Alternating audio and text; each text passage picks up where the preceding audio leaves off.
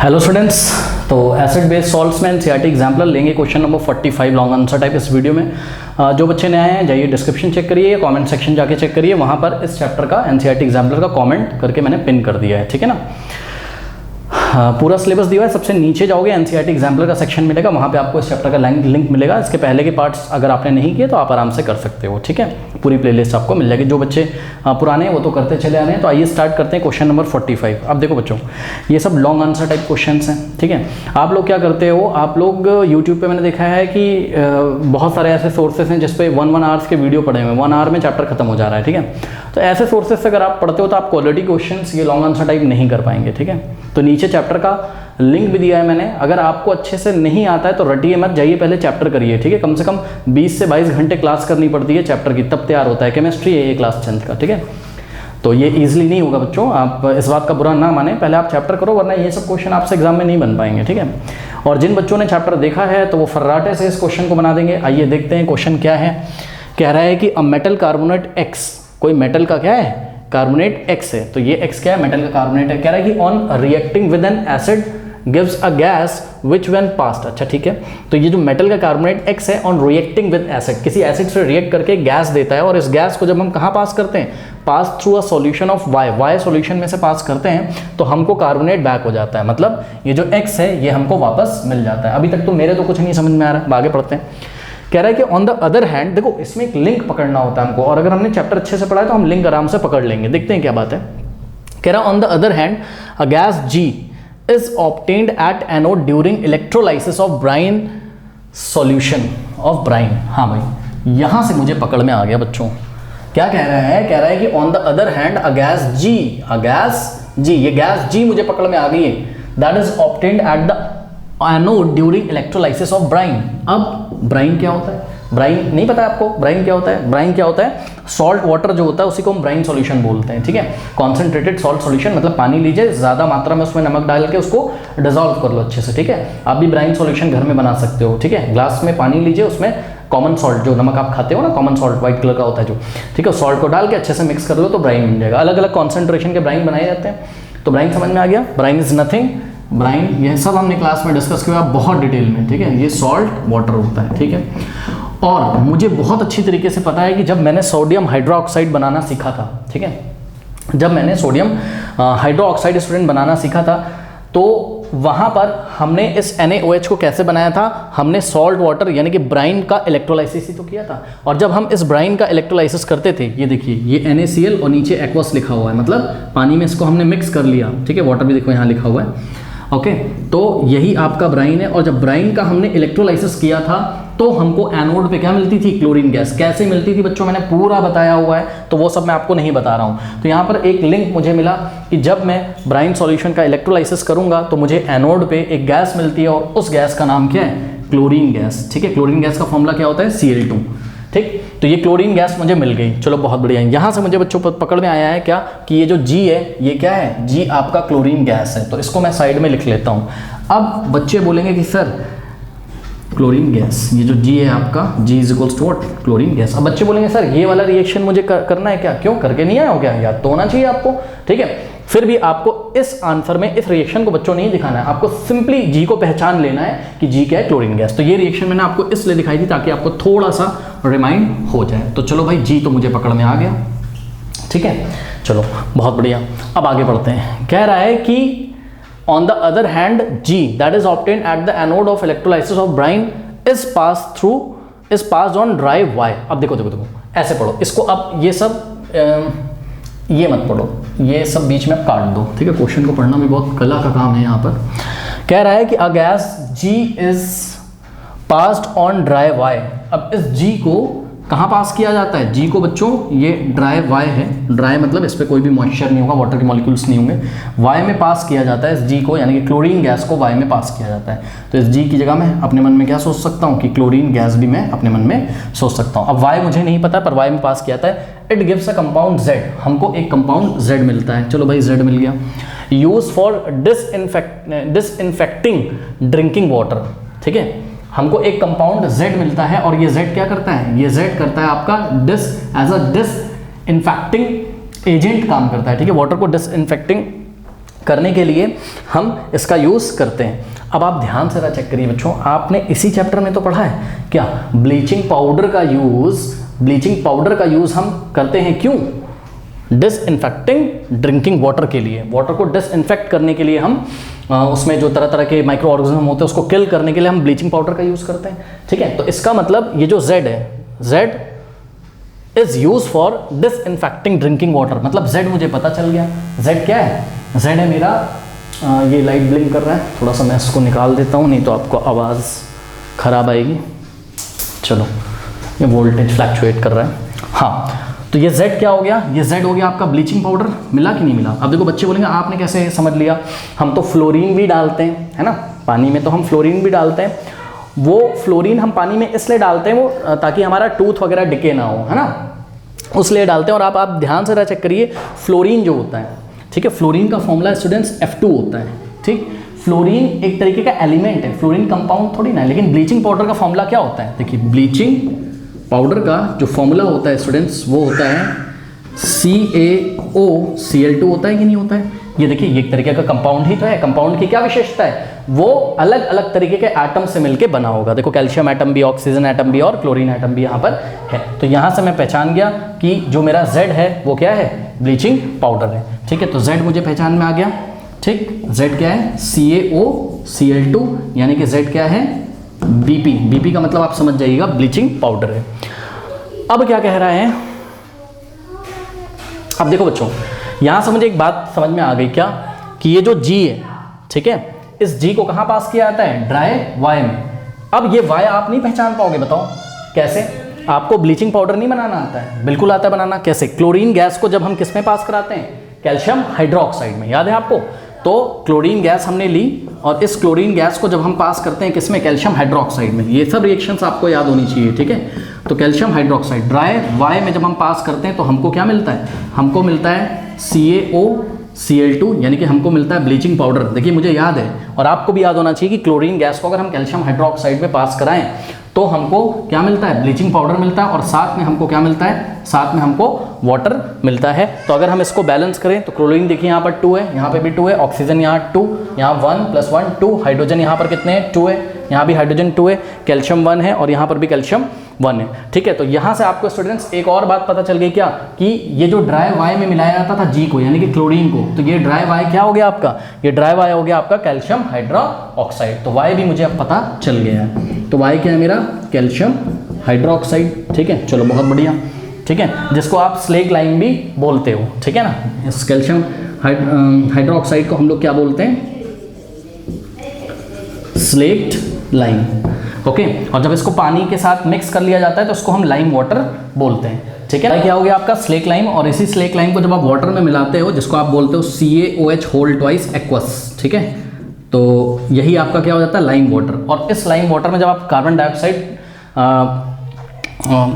Dioxide पास करते हो तो हमारा कलर कैसा होता है, पहले मिल्की कलर हो जाता है, और अगर आप लगातार कार्बन डाइऑक्साइड फ्लो कराते रहो तो हमको क्या मिलता है, हमको कैल्शियम कार्बोनेट मिल जाता है। ठीक है, ये बात आपको पता होनी चाहिए। तो आइए आपको हम बताते हैं यहाँ पर क्या हो रहा है।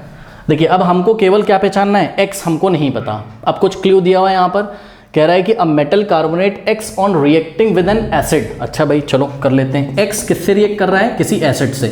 अब एसिड भी नहीं दिया हुआ है, चलो देखते हैं। गिव्स अ गैस, एक गैस हमको मिलेगी, यहाँ पर एक गैस मिलेगी, ठीक है ना, और गैस का नाम इन्होंने कुछ नहीं बताया। तो ये जो गैस मिलेगी, विच when pass through a solution of Y। अब देखो ये जो गैस है इसको कहाँ से पास किया जाता है, इसको पास किया जाता है किस सॉल्यूशन में, Y के सॉल्यूशन में। मतलब Y तो आप पहले ही पहचान चुके हो, स्लेक लाइम। अब स्लेक लाइम का सॉल्यूशन कैसे बनाओगे बताओ, स्लेक लाइम लो थोड़ा सा, ठीक है, और उठा के इसको पानी में डाल लो, अच्छे से इसको मिक्स कर लो, तो आपको क्या मिल जाएगा, आपको लाइम वाटर मिल जाएगा, कैल्शियम हाइड्रोक्साइड एक्वस आपको मिल जाएगा। ठीक है ना। तो देखिए ये गैस ली मैंने, X को एसिड के साथ रिएक्ट किया जाता था, एक गैस मिलती थी, और इस गैस को कहाँ से पास कराया जाता है, सॉल्यूशन ऑफ Y।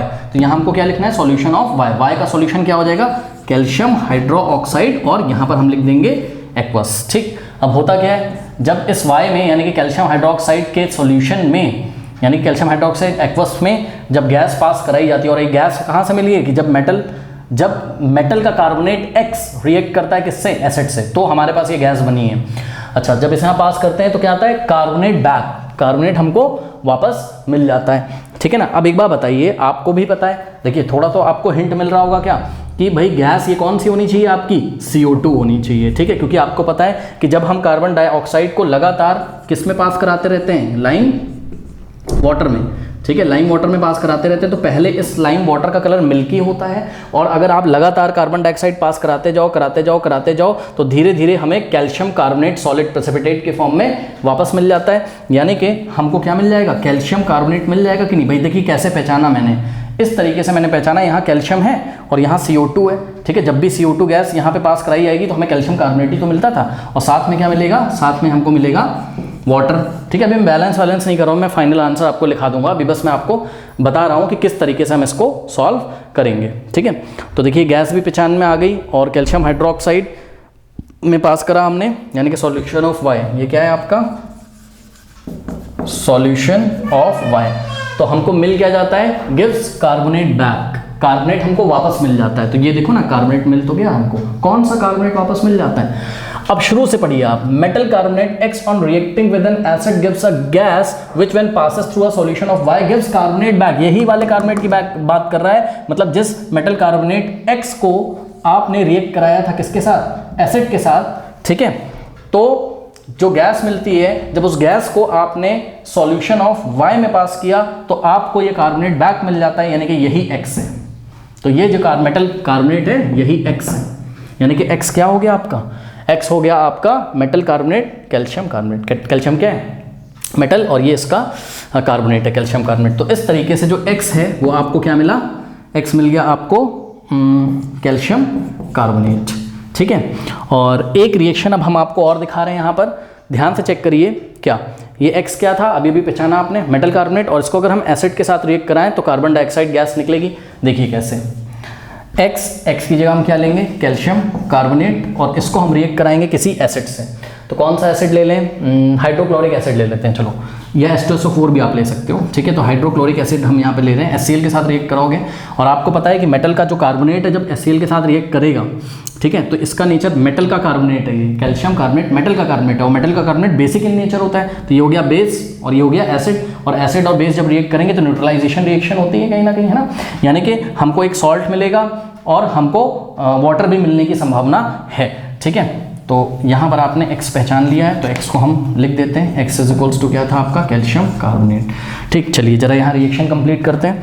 तो एक तो बनेगा आपका CaCl2 कैल्शियम क्लोराइड, ये आपका सॉल्ट बन गया, ठीक है। इसको जो है देखिए, ये कैल्शियम क्लोराइड बन गया, ये आपका सॉल्ट बना। और आपको तो पता है कि जब भी कार्बोनेट होता है तो कौन सी गैस निकलती है, कार्बन डाइऑक्साइड गैस निकलती है, तो CO2 गैस निकल जाएगी, और साथ में देखो यहाँ पर H है और कहीं ना कहीं ऑक्सीजन भी है, तो वाटर भी निकलने की संभावना है, तो हमने यहाँ पर लिख दिया वाटर, और ये रिएक्शन आपको याद भी होनी चाहिए। अब मेरे ख्याल से बाकी सारी रिएक्शंस तो बैलेंस हैं, क्या ये भी बैलेंस है, हाँ। देखिए इन सब रिएक्शंस को बच्चों बैलेंस भी हमको करना है, तो किस तरीके से बैलेंस करें, चलो इसको पहले बैलेंस कर लेते हैं। पहले हम चेक कर लेते हैं बाकी सारी बैलेंस है, ये तो बैलेंस थी ना क्लोरीन वाली, ये तो बैलेंस थी, ये जो लिखी थी बैलेंस थी क्या, ये COH का होल ट्वाइस होना चाहिए, मैं लिखना भूल गया, ठीक है। ये बैलेंस है क्या, 2 ऑक्सीजन, इधर कितने हैं 3 + 1 4, इधर 2 ऑक्सीजन और 2 4, ठीक है। कार्बन 1, इधर भी कार्बन 1, कैल्शियम 1, ये भी बैलेंस है, ठीक है।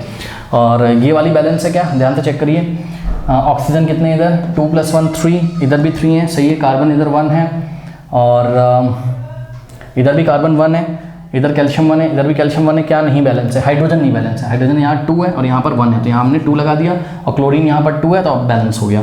तो ये रिएक्शन भी आपकी बैलेंस हो गई, ठीक है स्टूडेंट्स। और कोई रिएक्शन इसमें लिखनी है हमको, नहीं, बाकी कोई रिएक्शन नहीं लिखनी। तो इस तरीके से हमने पहचाना कि जो X है वो क्या है आपका, कैल्शियम कार्बोनेट है, मेटल का कार्बोनेट, कौन सा मेटल है, कैल्शियम मेटल है, और मेटल का कार्बोनेट कैल्शियम कार्बोनेट हो जाएगा, ठीक। G हमारा क्लोरीन गैस है, और Z जो है वो हमारा क्या है, ब्लीचिंग पाउडर CaOCl2, और Y जो है वो हमारा स्लेक लाइम है, यानी कि क्योंकि ड्राई बोला था उन्होंने, Y को क्या बोला था उन्होंने शुरू में, ड्राई, देखिए ना यहाँ पे कहीं पे Y को उन्होंने ड्राई बोला था, ठीक है ना, क्योंकि ये जो आपका ब्राइन सॉल्यूशन से जो एनोड पे गैस मिली है उसको कहाँ पास किया गया था, ये देखिए क्लोरीन गैस को ड्राई Y पे पास किया गया था, ठीक है।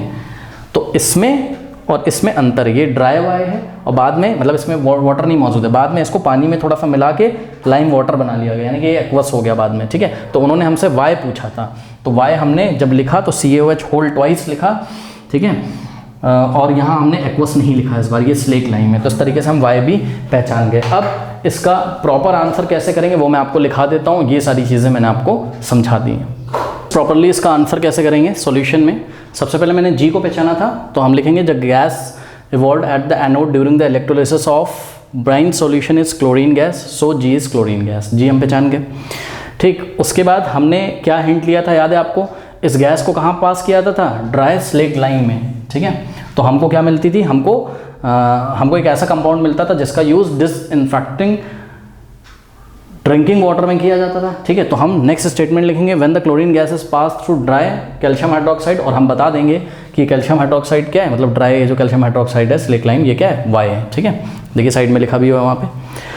प्रोड्यूसेस ब्लीचिंग पाउडर, और ये ब्लीचिंग पाउडर का फॉर्मूला CaOCl2 ब्रैकेट में Z लिख देंगे, क्योंकि Z का यूज़ ही क्या किया, कहाँ किया जाता था, वाटर को डिसइंफेक्ट करने के लिए किया जाता था, ठीक है। तो Z is use for disinfecting, और DW जगह नहीं थी मेरे पास, DW का मतलब ड्रिंकिंग वाटर। फिर आपको यहाँ पर एक रिएक्शन दिखानी है कि किस तरीके से क्लोरीन को हमने ड्राई स्लेक लाइम में पास किया तो हमको ब्लीचिंग पाउडर मिल गया CaOCl2 + H2O, ठीक है। तो ये बैलेंस रिएक्शन होगी। और लास्ट में क्या है कि देखिए जब आप Y और Z पहचान गए हैं, देखिए Y को भी आप पहचान गए और आप Z को भी पहचान गए, तो खास बात क्या है, Y और Z दोनों ही कैल्शियम के कंपाउंड हैं। देखो ये कैल्शियम हाइड्रोक्साइड है, कैल्शियम ऑक्सीक्लोराइड है, ठीक है, और दोनों एक तरीके के सॉल्ट होते हैं, ठीक है। तो हमने बोला क्या, Y and Z are calcium salt, therefore X is also a calcium salt. बात समझिए जरा, क्या होता था, उन्होंने क्या बोला कि जब X को एसिड के साथ आपने ट्रीट किया तो जो गैस मिली उस गैस को Y के सॉल्यूशन में पास किया तो आपको यही X वापस मिल गया। यही बात बोला गया था कि नहीं बोला गया था, है ना। तो हम यहाँ पे गैस लगा लेंगे आराम से कि जब गैस को कहाँ पास किया गया, Y में, Y का मतलब कहाँ पास किया गया, कैल्शियम हाइड्रोक्साइड यानी कि कैल्शियम के एक कंपाउंड में पास किया गया, यानी कि कैल्शियम के सॉल्ट में पास किया गया इस गैस को। और आपको जो ऑब्वियसली ध्यान से चेक करिए, ये जो क्लोरीन गैस को हमने यहाँ पास किया है, यहाँ पे देखिए जरा, सॉरी क्लोरीन गैस कह रहा हूँ, हमने कार्बन डाइऑक्साइड को जो पास किया है कहाँ, कैल्शियम हाइड्रोक्साइड में जो पास किया है हमने, ठीक है। तो आपको जो मेटल का कार्बोनेट मिलेगा भाई, वो मेटल वाला पार्ट कहाँ से मिलेगा, यहीं से तो मिलेगा ना भाई। कैल्शियम एक मेटल है ना भाई, अब देखो बच्चे यहाँ कंफ्यूज नहीं होंगे भाई, चाहते तो हम मैग्नीशियम कार्बोनेट बना देते, है ना, क्यों बना दोगे भाई, मतलब मेटल तो यहाँ पे कुछ भी हो सकता है, किसी भी मेटल का कार्बोनेट हम बना सकते हैं, बट हम उस मेटल का कार्बोनेट बनाएंगे जो मेटल कहाँ मौजूद है, Y में, क्योंकि इस Y के सॉल्यूशन में ही हमने कार्बन डाइऑक्साइड पास करी थी। बात समझ में आई। तो यहाँ से मुझे गेस लग गया कि जो मेरा मेटल का कार्बोनेट बन के तैयार होगा वो कोई भी मेटल का कार्बोनेट नहीं होगा, वो कैल्शियम के मेटल का कार्बोनेट होगा। बात समझ में आई कि नहीं आई। इसलिए हमने ये वाली यहाँ पर रिएक्शन लिखी और अब हम X को पहचान चुके हैं। तो X क्या है हमारा, X है हमारा कैल्शियम कार्बोनेट, ठीक है। तो इस तरीके से हमने X को पहचाना। हाँ, और एक रिएक्शन आपको और यहाँ पर लिखनी पड़ेगी, क्या, ये जो शुरुआत में इन्होंने बात करी थी कि मेटल कार्बोनेट पे एसिड डाला जाता है थोड़ा सा। तो ये देखो मेटल कार्बोनेट हमने लिया, यहाँ से हमने मेटल कार्बोनेट पहचाना, पहले दूसरी रिएक्शन से हमने मेटल कार्बोनेट पहचान लिया। अब इस मेटल कार्बोनेट पे हमने एसिड लगाया, हाइड्रोक्लोरिक एसिड, और हमको क्या मिला, कैल्शियम क्लोराइड और कार्बन डाइऑक्साइड गैस। तो यहीं से जो गैस हमको मिली थी, इस गैस को ही हमने कहाँ पास कराया था, सॉल्यूशन ऑफ वाइल, यानी कि कैल्शियम हाइड्रोक्साइड एक्वस में हमने पास कराया था। तो स्टूडेंट इस तरीके से हम आंसर देते हैं, ठीक है। तो इसके लिए थोड़ा सा टाइम लगता है, नो डाउट, बिकॉज समझ में आना चाहिए आप लोगों को। और अगर चैप्टर नहीं पढ़ा है, मैं बार बार कह रहा हूँ बच्चों, चैप्टर पढ़िए तब कॉन्फिडेंस आएगा, ठीक है। आप रट लोगे इस क्वेश्चन को, कोई नया क्वेश्चन बना के आएगा, नहीं कर पाओगे बोर्ड एग्जाम में, ठीक है। इसलिए चैप्टर को अच्छे से पढ़िए। मैं बार बार कह रहा हूँ, आप शॉर्ट ट्रिक्स के चक्कर में मत पढ़िए कि शॉर्ट ट्रिक 15 मिनट में किसी ने करा दिया, 20 मिनट में किसी ने चैप्टर करा दिया, वहाँ से कर लिया आपने, फटाफट NCERT से पढ़ लिया, कॉन्सेप्ट ही नहीं क्लियर, आपको पता ही नहीं कि मेटल का कार्बोनेट बेसिक होता है कि एसिडिक होता है। तो ये सब कॉन्सेप्ट क्लियर करने के लिए आपको अच्छे से केमिस्ट्री पढ़नी पड़ेगी, और मैंने बहुत ढंग से पढ़ाया हुआ है, जाइए डिस्क्रिप्शन में लिंक दिया, अगर आपके पास टाइम है तो बेशक आप पढ़ो, और पढ़ते पढ़ते आप नोट्स बनाओ। बहुत सारे बच्चे बोलते हैं सर नोट्स दे दीजिए, तो नोट्स कहाँ से दे दें भाई, यही जो मैं यहाँ पे लिखता हूँ, जो मैंने क्लास कराई वही नोट्स हैं, ठीक है। तो आलसी मत बनो, ईयरफोन लगा के आराम से बैठो और जैसे स्कूल में क्लासेस चलती हैं, आपका एक चैप्टर 8-10 दिन में खत्म होता है, वैसे आप टाइम लो, हफ्ते भर का टाइम लो, आराम से उसको खत्म करो, फिनिश करो। एक दिन में ही थोड़ी ना फिनिश कर लोगे, ठीक है। तो आपको करना क्या है, आपको साथ साथ नोट्स भी बनाते रहने, कोई अलग से नोट्स नहीं मिलेगा, अपने हाथ से बनाए हुए नोट्स लेक्चर को सुनते टाइम बेस्ट नोट्स होते हैं, ठीक है। और वही अगर आप रिवाइज करके जाओगे बहुत बढ़िया आपका पेपर होगा, सारी चीज़ें याद आपको आएंगी। तो बहरहाल चलिए मिलते हैं नेक्स्ट वीडियो में क्वेश्चन नंबर 46 के साथ, और यहाँ एंड स्क्रीन पर आ भी रहा होगा, ठीक है। तब तक के लिए पढ़ते रहिए, बढ़ते रहिए, ऑल द बेस्ट।